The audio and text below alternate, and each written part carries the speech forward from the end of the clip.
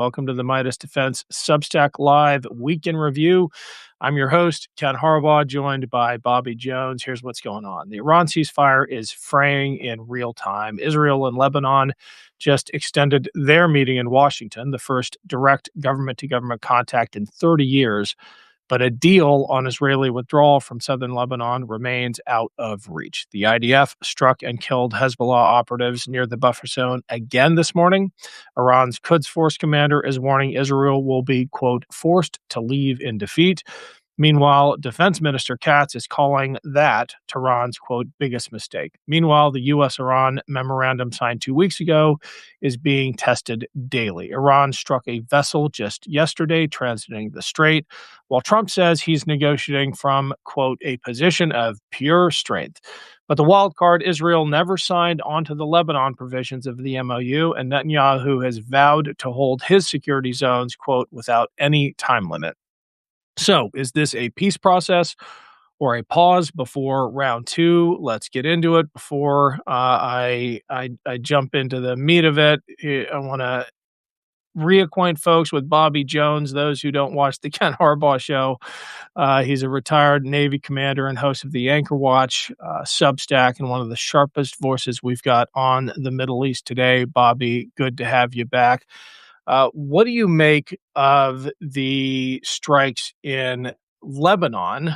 Is it purely tactical, or does it feel like a political leverage thing on the part of Netanyahu trying to scuttle this deal? Well, first, thanks for having me again, Ken, and hello to everyone watching. So basically, politics, war is politics by alternative means. We've heard Yes. this phrase, and you're seeing it in real time. The attacks in Lebanon is Israel's interjection into trying to dictate this peace process. Because bottom line is, the government of Israel does not want peace between the United States and Iran. It goes against everything that Netanyahu's been saying for over 30 years. And so he goes from being, steps away from what he believes is ultimate victory, the regime change, the military force of the United States, the forced dynamic change of the Middle East, where Israel is basically the undisputed king of the area, to now a capitulation because of the internal domestic issues in the United States that have come from this international policy. It's that simple. The fact that Israel has been cut out of the peace talks shows two things. One, the Trump administration knows that Israel does not want any type of long-lasting peace between Iran and the Gulf states and the United States. And two, most importantly, that they cannot be trusted to be good faith actors in a negotiation that affects the entire global economy. It's that simple. So Israel's doing the one thing that it can, and that is throw the temper tantrum. And they're using the proxies of Iran, Iran has gone out of their way to say is involved in this peace negotiation. They're doing the best that they can to disrupt it via the only way they can, because they can't tell the United States not to do something after all the fallout. The reversal of fortune for the Israelis and really for Netanyahu and his government is striking. Just a few weeks ago, they were riding high. Trump was bragging about having a 90% approval rating in Israel. Now, hmm upwards of 80% of Israelis think that Iran has won the war. What an hmm unbelievable turn of events politically, not just for Netanyahu, but for Trump in Israel. Yes. Yes, I would agree. And I would expand it beyond the scope of just Israel. There's a reason why Marco Rubio is going country by country right Hmm. now in the Middle East, because just like Israel, the Gulf state nations believe that they hosted and had military bases and a heavy American presence, a lot of which against some of their religious doctrine and internal dynamics of their domestic policies. It would be the guarantee of security and safety for that nation. And it is a massive failure across the board that the United States has not been able to do that. Israel has been getting hit by, intermediate range ballistic missiles from Iran consistently, more so than any other time in their history. And then when you throw in the other Gulf nations that have felt the same thing, right? They feel as though we bet on America. America let us down. And so what does that leave? So if you're an Israeli citizen living in Israel, right, in the last 2, 3 years, you've dealt with, the October 7th attacks, the Gaza conflict, and now this. Netanyahu's just brought chaos upon chaos upon chaos, and the citizens already were against him before October 7th, if you remember the domestic things going on there. So, of course, this smorgasbord of insecurity is now being reflected in the polls. The only difference is now the rest of the region is thinking the same thing as Israel, which is ironic. The Arab nations are like, we're less safe because of the United States too. We're less safe because of Israel's actions. But Israelis are like, we're less safe because of the United States and Israeli action. It's it's mind blowing because this has happened in weeks, not years, not decades, weeks. One of the most frustrating things for people like me, and I would imagine you share this frustration as well, is that from the beginning of this conflict, we were telling our using our platforms to communicate to those Gulf state capitals, to our allies in the region, that you cannot trust Trump. This is Right. not going to go well. Even in ideal circumstances, going to war with Iran to take out its nuclear program and its missile capability is a tall order. But doing it with someone as fickle and unreliable as Donald Trump is bound to end in disaster. And seeing their shock and their horror now at having been betrayed, and frankly, their surprise after people like you and me have been saying, this is what's coming. Look, there's no schadenfreude in it for me because I want peace for the region. But Exactly. at some point, I have to just vent and say, we told you so.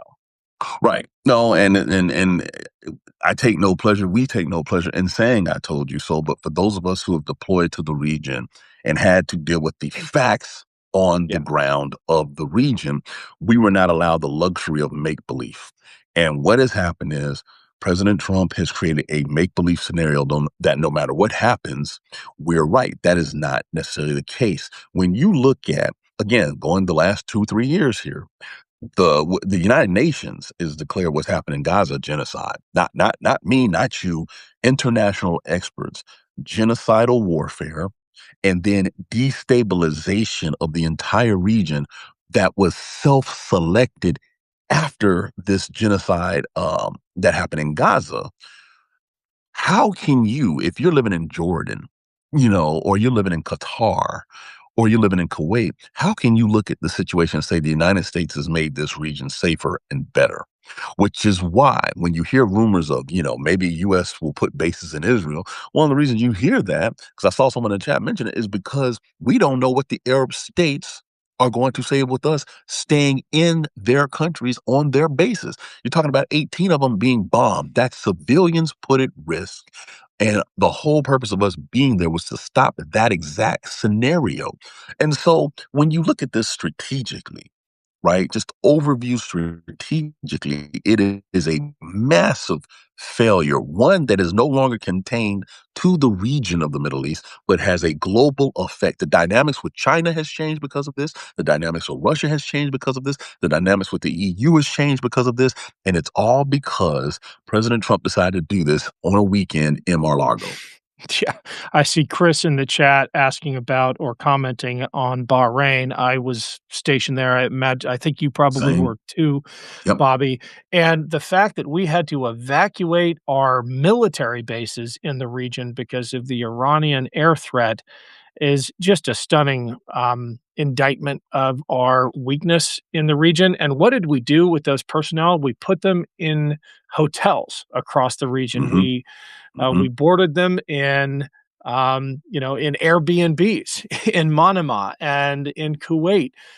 And I cannot imagine a more demoralizing for our partners there. Hmm. I can't imagine anything that would undermine our credibility more than evacuating our own bases and putting our people out in the community to, quote, protect them from Iranian attack. I mean, that speaks to what you're talking about with the loss of faith of our It allies. is bad. I mean, Ken, I can explain to you how bad it is. And if you remember in the early days of the conflict with Iran, they were hitting hotels. People forget that. I don't, because I know people who had to go in hotels to basically try to hide. This is one of the main reasons, and people got to remember the details here, that there was direct backdoor bilateral conversations with Arab nations with Iran, separate and completely removed from the United States Mm. influence, because they were attacking, especially in UAE, where again, had an office, it's blown up now.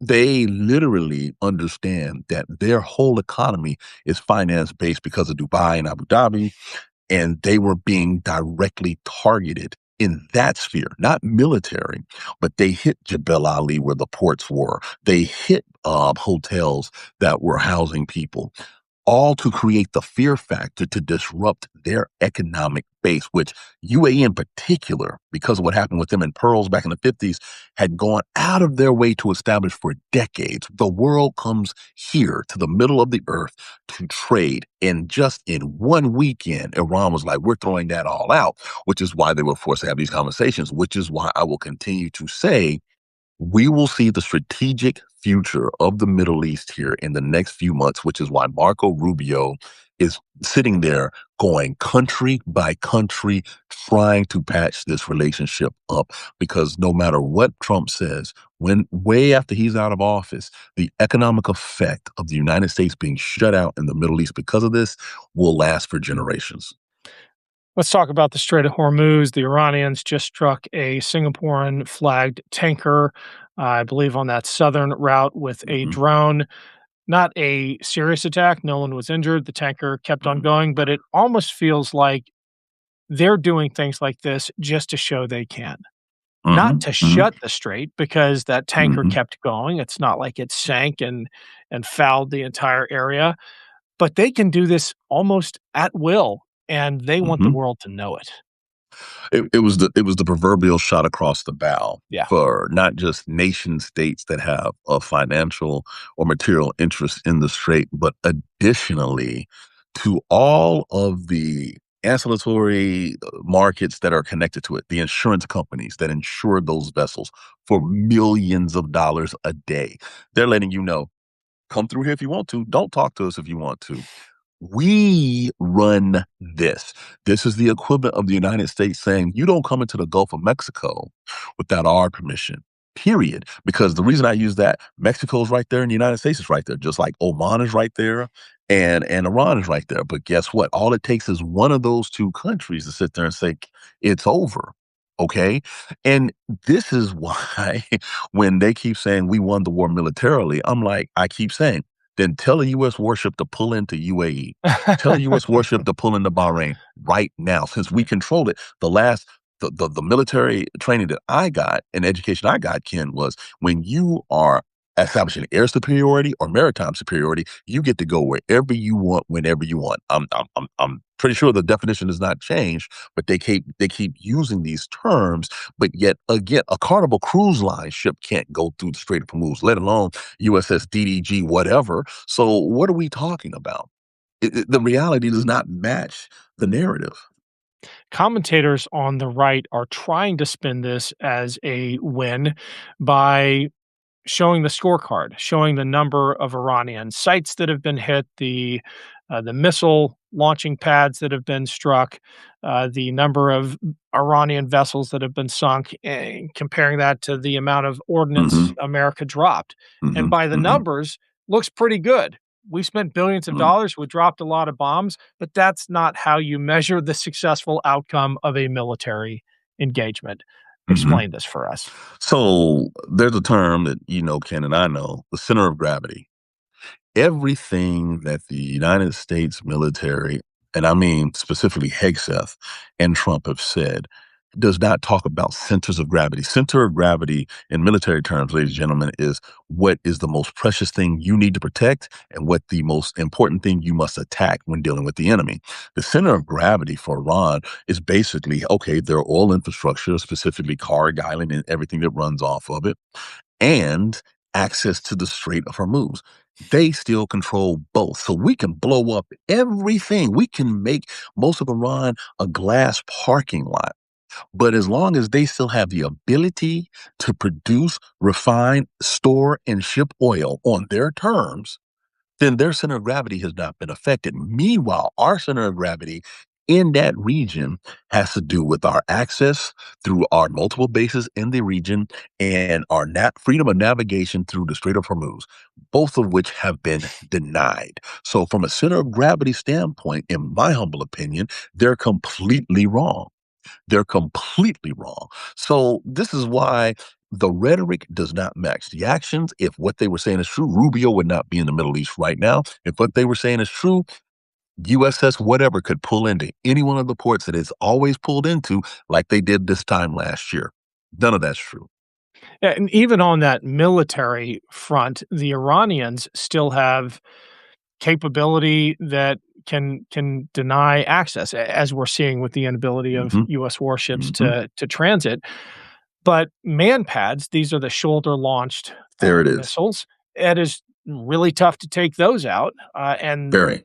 when we talk about the degradation of their missile capability or their air defense capability, we're not really talking about that. We're talking about the SA-3 and 400s, the sophisticated systems, and that's Hmm. not what took down that F-15. No. So Mm-hmm. I keep hearing again and again these numbers coming out of the Pentagon, and they're belied by the facts on Mm-hmm. the ground, not to mention the fact that the IRGC is now in control. It never really needed its Navy or its Air Force to terrorize the Iranian people and to terrorize the region. So, all of the high fiving about having sunk the Iranian Navy and destroyed the Right. Iranian Air Force, they don't really care.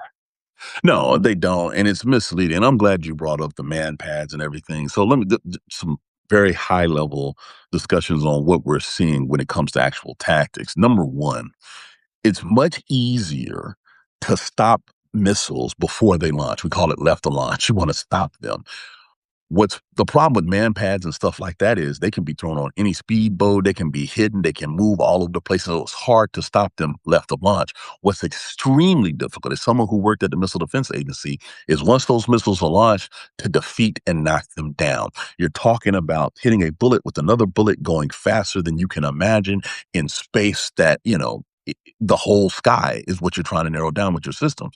And so when you have something that's mobile, and Iran has done a brilliant, not good, brilliant job of creating launch platforms that are consistently mobile, but yet very effective once launched and very hard to detect before launch.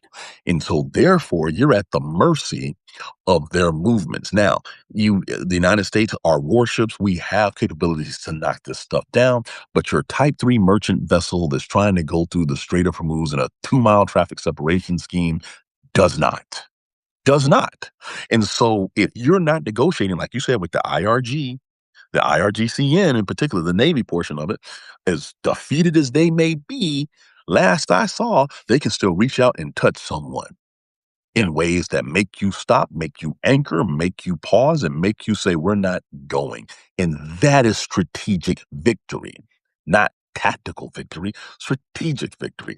Millions of dollars, billions of dollars we spent on these weapon systems to defeat them, and they're getting beat by $1,000 drones. Yep.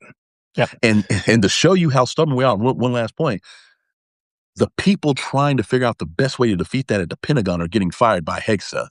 You know what I'm saying? Like with General Donahue being fired here recently. It's mind blowing the ignorance that we're dealing with in real time while the rest of the world's moving ahead. We're stuck in the 80s in our thought process. Let's talk about those firings, both at the Pentagon and in the larger national security establishment. You, of course, have the purging at the Pentagon. McRaven just wrote a scathing op ed in The Atlantic demanding answers from Hegseth on why the military is being gutted of its most experienced leadership at a Yep. time of war. Yep. Meanwhile, you have the DNI gutting the intelligence establishment at a time when, we're facing serious threats from abroad. Your thoughts on Yes. that? I think what you're seeing, ladies and gentlemen, is the Trump administration's attempt to create the political officer state like you had in the Soviet Union. You Mm, know, when if you've seen the movie Hunt for Red October, the political officer that was on board that Sean Connery had to deal with, that was a real thing. That was a real concept that they actually used post World War II. Hegseth is trying to create the exact equivalent. What you're seeing is not a war on woke, you're seeing a war on warriors because the people that he has fired, whether they are male, female, black, white, whatever. These people have real hard earned combat experience fighting the nation's longest war, the global war on terror, which they just announced the memorial is going to be put up next to the World War II memorial in DC. It's a big deal. 20 years, my entire career, commissioned in 2001, retired in 2023. That's a long time, and that's a lot of lessons learned. To tell General Donahue, who was in command at one point of Delta Force, for those who don't know, Delta Force is like the Avengers of special operations. Okay, it's the baddest ass people, and then they select the baddest ass people of the baddest ass people. And he was in charge. It was like the real life G.I. Joe, is what it is. And this is the guy who you're saying, we don't want him because you told us it's all about combat leaders. They don't get more combat leader than this guy. Literally, the last dude off the plane, you've seen the video of him leaving Afghanistan, making sure it was secure for Americans to leave. The last dude. But you're telling me he's not good enough either. Then who in the hell is? If Nimitz and Halsey and freaking Patton were around, he probably fired them too. Because this is not about warfare effectiveness or the lethality that he loves to talk about. It's about political lackeys. You're watching the lackeyification of the United States military and is spreading to other portions of the federal government. The number one and number two things that you want the most competent people to be at is the Department of Defense and anywhere in national intelligence. And what have we done? We've got a guy who's a housing developer without a clearance running, he's the DNI, and you have a weekend drunk Fox News host that basically got booted from the army and never had command running the goddamn Department of Defense. These are the two things that are happening while we're in an active war. And by the way, intel community telling you the threats to America are rising because they believe America is vulnerable with this leadership. yep. Last question, Bobby, because we're short on time. Do you think there is Mhm. any hope that this 60-day period for the MOU to lead to a permanent deal, does it have any hope of materializing? No, I don't. Because number one, the Iranians cannot really believe that the United States is negotiating in good faith because the United States and Israel are on two separate pages. Hmm. That's the simplest answer. But even more than that, as this continues to draw out and the decision making becomes more erratic from President Trump, no matter what Rubio or Vance do, Trump is going to tweet directly more unhinged things. That right there is going to put this in jeopardy too. So you have all these forces on standby, and it may be just basically a pause to reload and go back at it again. I wish I had better news. I'm afraid you're right. Thanks everyone for joining. I'm putting a link in the chat. First of all, make sure you click on Bobby's Chiron, subscribe to his Substack, subscribe to the Ken Harbaugh Show. And a lot of you have been asking how you can help Ukraine in particular. We launched a fundraiser for a unit that I've embedded with multiple times that is upgrading their river evacuation team Mhm. boat motor. I'll put the link in there twice. Um, Appreciate all the support. Appreciate you subscribing to Midas Plus, to Anchor Watch, and to the Ken Harbaugh Show. Thanks, everyone. We'll see you back here next week. Thanks, everyone.